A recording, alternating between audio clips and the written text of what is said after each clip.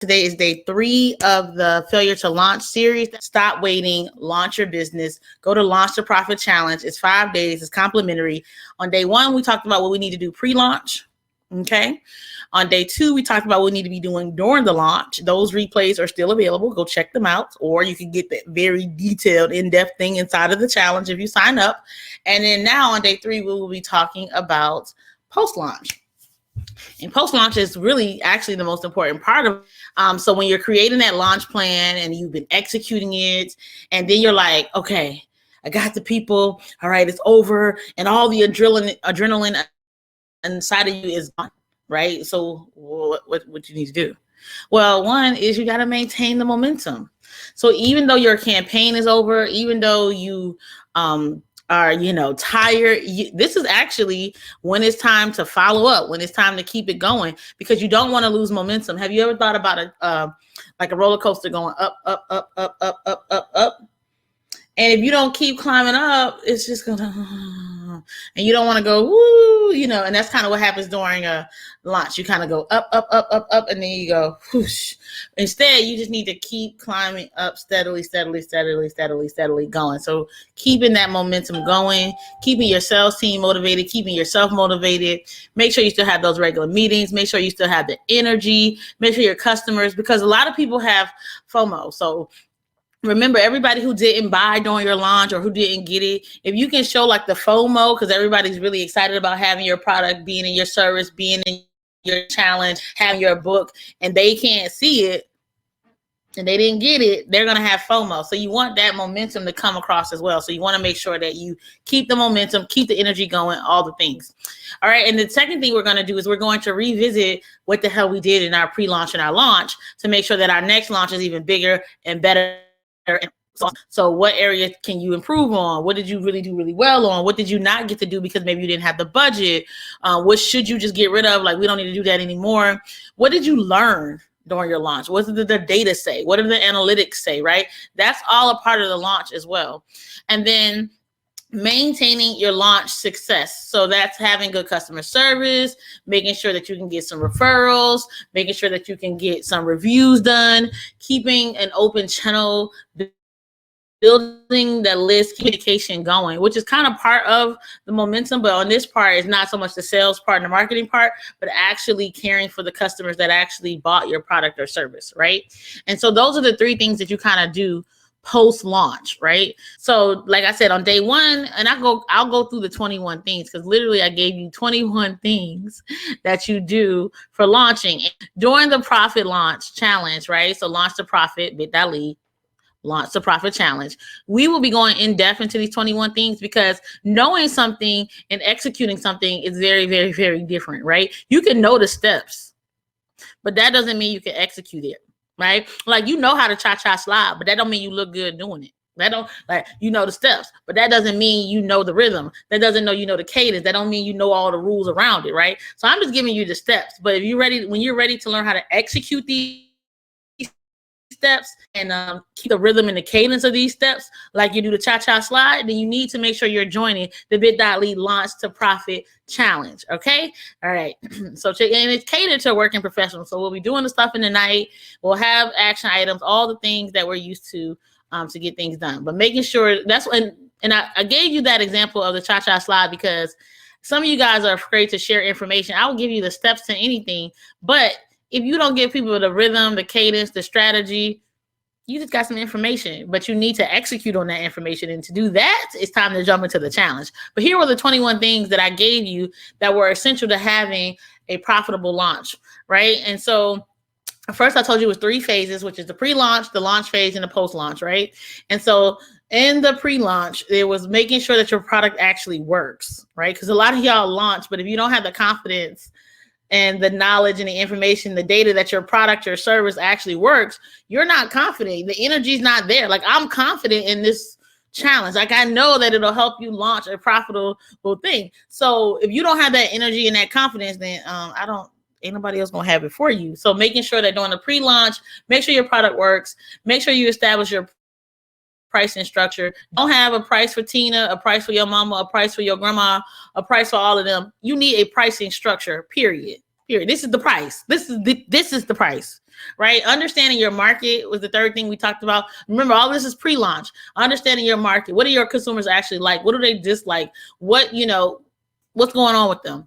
For having a target market, having a niche, because we do not serve everybody around here. Nobody serves everybody, and neither do we. So do not serve everybody. Number 5 was create your positioning statement, which is you need to put the stake in the damn ground and say, this is what I stand for. Like, we hustle nation over here. Our money must hustle for us. Our money must work for us 24/7. Right? Period. We don't want part-time money. We don't want money that works sort of kind of sometimes.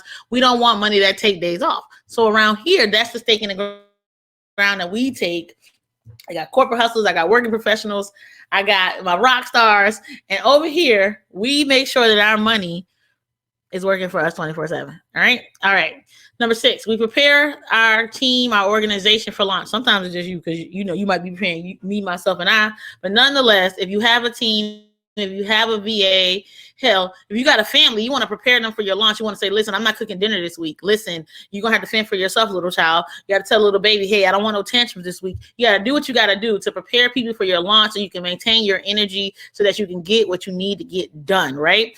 Number 7, you need to have some, if you can't, and this is more on the service suite, so you might need to make sure that you are hiring beta. Some people hire beta testers, you guys. I didn't want to, throw that dirt out there, but some people hire beta testers, but you can give it away. You can hire people, just making sure your stuff actually works. And they can give an honest review and put it on the websites and do all the things.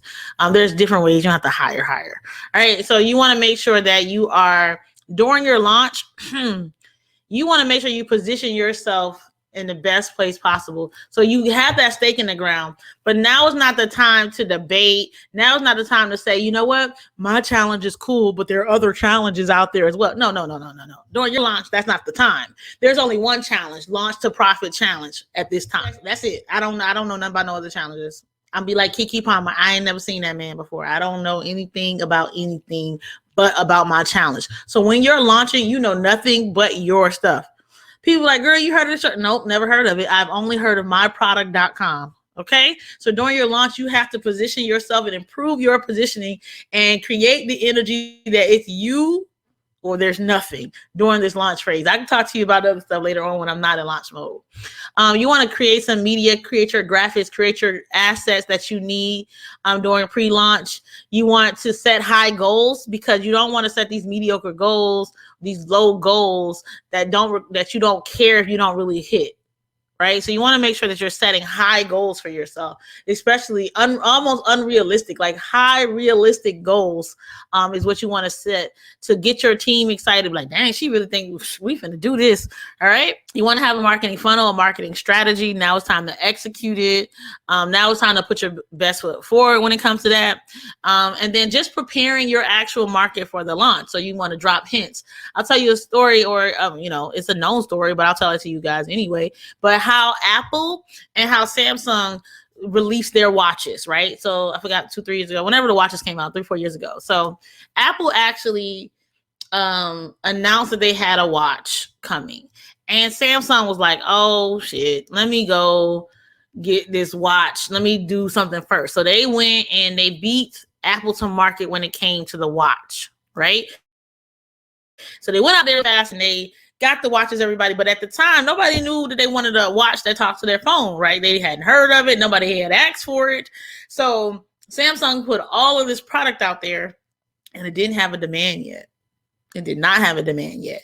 Whereas Apple made their stuff highly exclusive, gave it to influencers, build it up. So that's what they mean by prepare your market, meaning they knew that they created something that nobody in damn asked for. So instead they gave it to the influencers. They built a demand up. They said it wasn't, everybody couldn't have it. It was a slow, gradual rollout of the Apple Watch. And because they understood their market, they understood how to introduce things to their market, it is why it was the more coveted watch. Samsung was like, oh, they might do the same damn thing, but because of the exclusivity of it, the rareness of it, they could have just put 1 million of them out there, but they were like, no, we don't have 1 million demand yet. So prepare them. your audience sometimes, right? Sometimes you got to just prepare them, and that's what that means.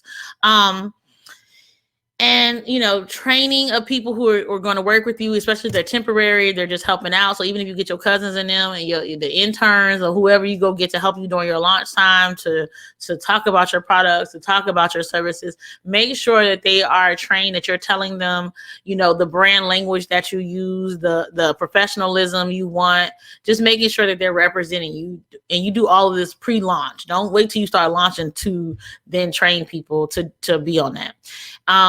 So that's all of that is what we talked about on day one. I went in depth, so you can go back to that and you can see it. You can also just sign up for the challenge. That would be way better. And then day two, I talked about the launch phase, which was choosing the right channel to launch on, because some of us are just not choosing the correct channels. You want to be on Facebook, YouTube, Instagram, TikTok, Reels, Snapchat. You want to do all the damn things, and you don't know which channel to actually launch on. And I spent a lot of time during the challenge explaining and breaking down how you decide what channels you should actually be launching on, and organizing your actual sales strategy. And keeping in touch and making sure you're monitoring it during launch, making sure that the projections are going the way you want, because you might have to pivot during your launch to make sure things are going the way you expected them. We're going to keep the strategy, but we might have to pivot some things slightly. All right. And then third is interacting with the customers, the influencers, the social media during your launch. Like, I know you're tired because you just launched and you like, oh, I did all this stuff, but now is the time to interact. Now is the time to use the social media. Now is the time to be out here doing things, being visible, all the things. Right. And then tonight is what we talked about was the post launch, which I already went over. So just rewind it now.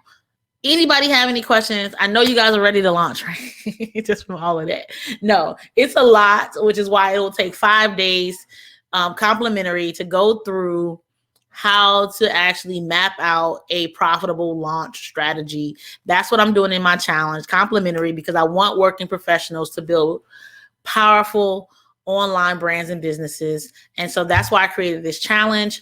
It's complimentary. So you sign up today. I'm really excited about it. We're going to have lots of fun, good energy, good vibes. We're going to make sure that our Q2 and our Q3 quarters are on point and profitable. But you need to sign up now, because I am going to limit the number of people that are going to be in the challenge, because I want to make sure that I can intimately help those who actually sign up for the challenge.